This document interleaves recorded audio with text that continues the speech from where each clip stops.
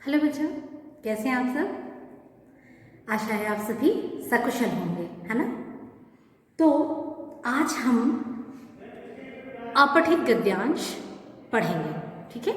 अब ये अपठित गद्यांश क्या है? अपठित गद्यांश होता है जो आपने पढ़ा नहीं है ना। तो इसको कैसे हल करना है उसका एक जो आपकी बुक में दिया हुआ है उसी को ही मैं आपको बता रही हूँ कि आप उसको कैसे हल करेंगे, ठीक है। तो ये जो है ये रहेगा आपका, संसार में 3 बातें बड़ी महत्वपूर्ण है, ठीक है। संसार में 3 बातें बहुत ही महत्वपूर्ण है। कौन कौन सी?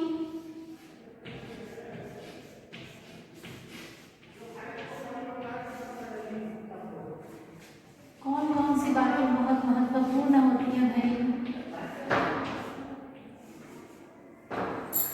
संसार की बहुत सारी बातें महत्वपूर्ण होती हैं। इस सब कौन कौन सी बातें हैं? इनको प्राप्त करके तुम संसार के किसी भी कोने में जाओगे तो अपना निर्वाह कर सकोगे। निर्वाह मतलब अपना जीवन यापन आसानी से कर सकोगे, ठीक है। ये 3 बातें कौन सी हैं? अपनी आत्मा का, अपने आप का और ईश्वर का सच्चा ज्ञान प्राप्त करना। पहला किसका? अपनी आत्मा का, दूसरा अपने आप के बारे में जानना और तीसरा ईश्वर के बारे में जानना, ठीक है। तो ये चीजें, ये तीनों चीजें यदि आप जान जाते हैं और इनको जानकर यदि आप संसार के किसी भी कोने में जाते हैं तो क्या होगा कि आप अपना जीवन यापन आसानी से कर सकते हैं। इनका मतलब यह नहीं है कि तुम्हें अक्षर ज्ञान नहीं मिलेगा। इन तीनों बातों को जानने का मतलब यह नहीं है कि तुमको अक्षर ज्ञान नहीं मिलेगा। अक्षर ज्ञान यानी जैसे हम ये अनार का आम का पढ़ते हैं, यानी हम जिस लिपि में लिखते हैं उन लिपि को लिखने के लिए हम जिन चिन्हों का प्रयोग करते हैं उन चिन्हों को पहचानना, वो अक्षर ज्ञान कहलाता है, ठीक है। तो इसका मतलब यह नहीं कि तुम्हें अक्षर ज्ञान नहीं मिलेगा, वह तो मिलेगा ही, लेकिन तुम उसकी चिंता करो यह मैं नहीं चाहता। अर्थात यहां पर लेखक कहना चाहते हैं कि तुम अक्षर ज्ञान की चिंता मत करो, क्योंकि अक्षर ज्ञान उतना महत्वपूर्ण नहीं है जितना अपनी आत्मा को जानना, खुद को जानना और ईश्वर को जानना है। तो हमारा जो सारा ध्यान है वो किस में होना चाहिए? अपनी आत्मा के बारे में जानने के लिए, अपने आप के बारे में जानने के लिए और ईश्वर के बारे में जानने के लिए होना चाहिए, ठीक है। अक्षर ज्ञान तो इसलिए होता है कि तुम्हें जो कुछ मिला है उसे तुम दूसरों को दे सको। कैसे दे सकते हो तुम दूसरों को? जैसे कि मैं भी दे रही हूं आपको। कौन से माध्यम से? वीडियो के माध्यम से। आप इसके अलावा लिखित माध्यम से दे सकते हैं। आप इसके अलावा अपने आसपास के लोगों को इस बारे में बताकर दे सकते हैं, है ना। आप अब बताने के लिए भी आप कई विधाओं का इस्तेमाल कर सकते हैं। आप गायन विधि का इस्तेमाल कर सकते हैं, आप वाचन विधि का इस्तेमाल कर सकते हैं, आप नर्तन विधि का इस्तेमाल कर सकते हैं। मतलब आप अपनी चीजें दूसरों तक पहुंचाने के लिए किसी भी माध्यम का इस्तेमाल कर सकते हैं।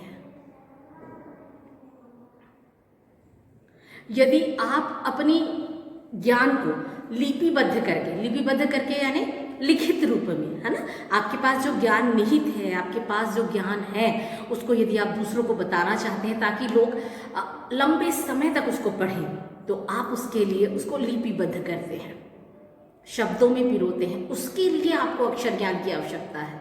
मगर सबसे ज्यादा महत्वपूर्ण क्या है? आपका अपनी आत्मा के बारे में ज्ञान, अपने बारे में ज्ञान और ईश्वर को जानने के बारे में ज्ञान। ये तीनों बातें सबसे ज्यादा महत्वपूर्ण है। तो हमें इन तीनों बातों की चिंता करनी चाहिए और इन तीनों को जानने, सीखने में अपने जीवन का महत्वपूर्ण समय लगाना चाहिए, न कि अक्षर ज्ञान प्राप्त करने में या दूसरी चीजों को जानने में। इतना याद रखना कि अब से हमें गरीबी में रहना है। जितना अधिक मैं विचार करता हूँ उतना ही अधिक मुझे लगता है कि गरीबी में ही सुख है। अमीरों की तुलना में गरीब अधिक सुखी।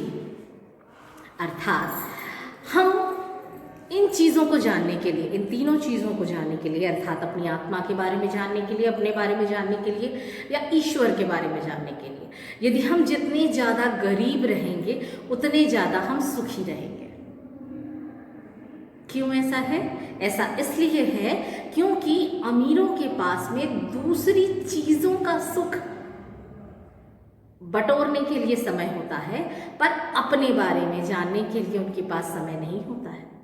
और सबसे ज़्यादा महत्वपूर्ण यदि आपको मानव जीवन मिला है तो लेखक का कहना है कि सबसे ज़्यादा महत्वपूर्ण है आपकी 3 बातें जो आपको आपकी आत्मा, आपके बारे में और आपके ईश्वर के बारे में बताती है कि क्या सच है क्या नहीं है।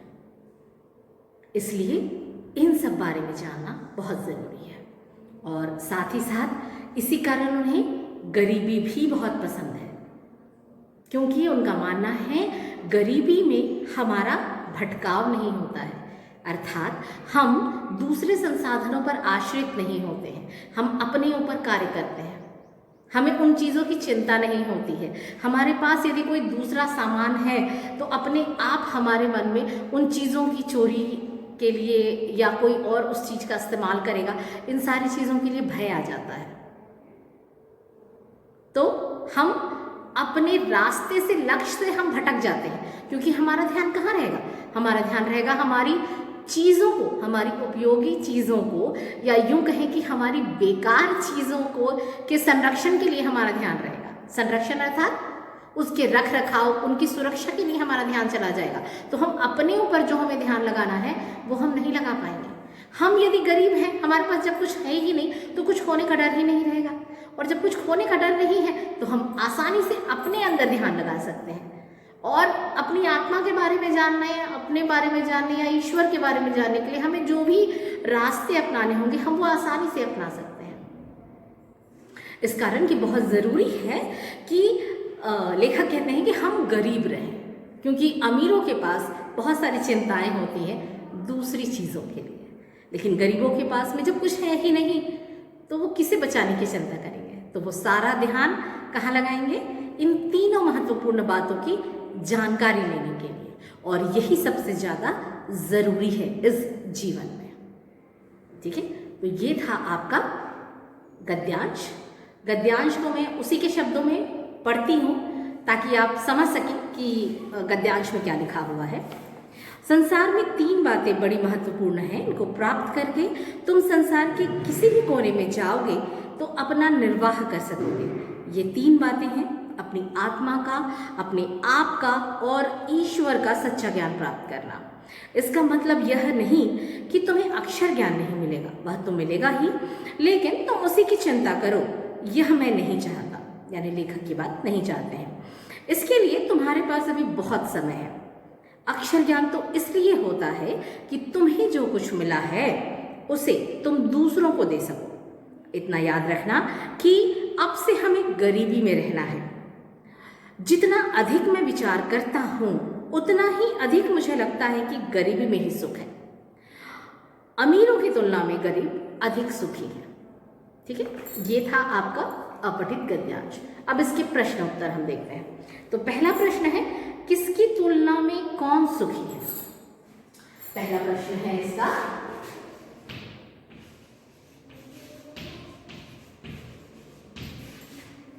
किसकी तुलना में कौन सुखी है?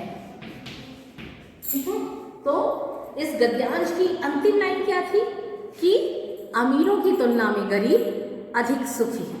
तो क्या होगा इसका उत्तर? इसका उत्तर क्या होगा? अमीरों की तुलना में गरीब अधिक सुखी है।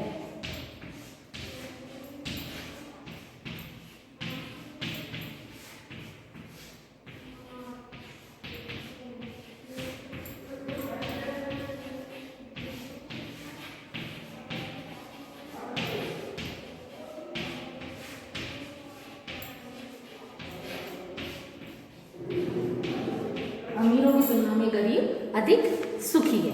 दूसरा प्रश्न है, संसार में कौन सी 3 बातें महत्वपूर्ण हैं? तो दूसरा प्रश्न है आपका, संसार में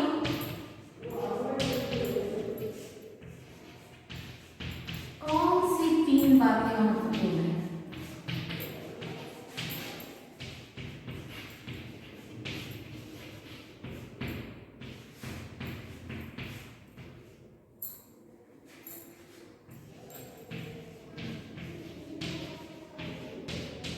कौन सी 3 बातें महत्वपूर्ण है? ठीक है,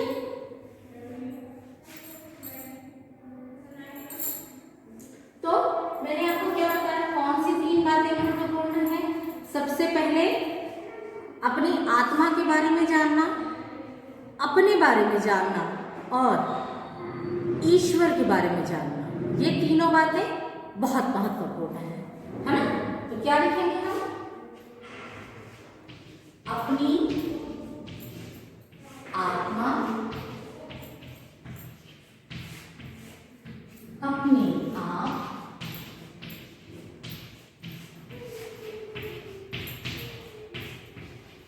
व ईश्वर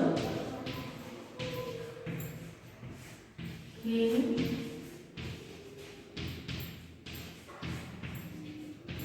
बारे में जानना या सच्चा ज्ञान प्राप्त करना,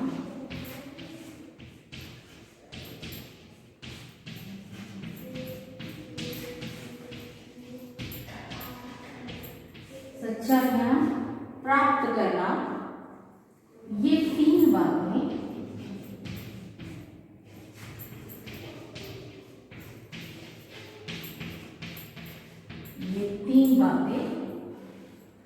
संसार में महत्वपूर्ण है।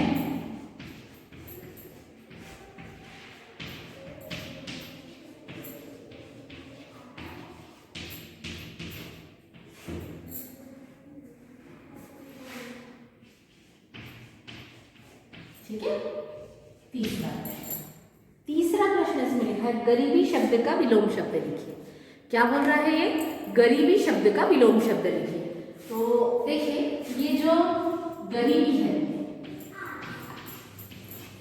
गरीबी, इसका विलोम, विलोम यानी उल्टा। ठीक है, तो क्या हो जाएगा इसका? गरीबी का विलोम क्या हो जाएगा? अमीरी।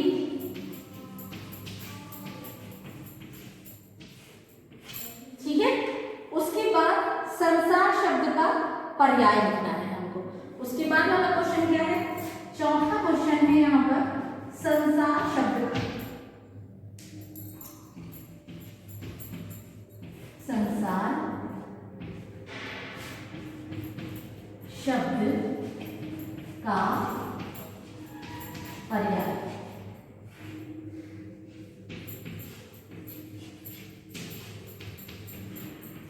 लिखिए। तो इसका उत्तर क्या हो जाएगा? संसार शब्द का पर्याय क्या है? जगत। तो आप चाहें तो उसको ऐसे भी लिख सकते हैं, संसार का पर्याय होता है जगत। ठीक है, ऐसे भी लिख सकते हैं। उसके बाद 5वां है कि उपर्युक्त गद्यांश का उचित शीर्षक दीजिए। 5वां प्रश्न इसमें दिया है कि उपर्युक्त गद्यांश का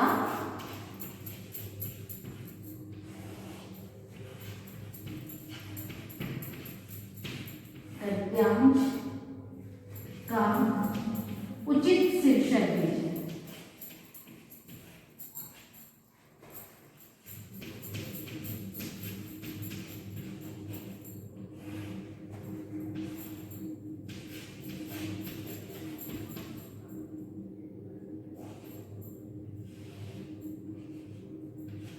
ठीक है, तो इसका उत्तर क्या है? सच्चा ज्ञान। क्या है इसका शीर्षक? क्या होना चाहिए इस गद्यांश का? वो आपको किसके बारे में बता रहे हैं? ज्ञान के बारे में बता रहे हैं, सच्चे ज्ञान के बारे में बता रहे हैं। तो क्या होगा इसका? सच्चा ज्ञान। ठीक है, तो इस तरीके से ये अपठित गद्यांश जो है वो पूरा होता है। ठीक है, ठीक, तो इसको आप कंप्लीट कर लीजिएगा, इसके प्रश्न उत्तर, और इस गद्यांश को आपकी बुक में दिया हुआ है, और मैं कोशिश करूंगी कि फिर भी आपको एक और PDF भेज सकूं। ठीक है, तो आप आसानी से इसको पूरा कर लेंगे। ओके, आशा है ये चीज़ आपको समझ आई होगी, और यदि फिर भी कोई परेशानी हो तो आप मुझसे मैसेज कर सकते हैं, बात कर सकते हैं। ठीक है, थैंक यू।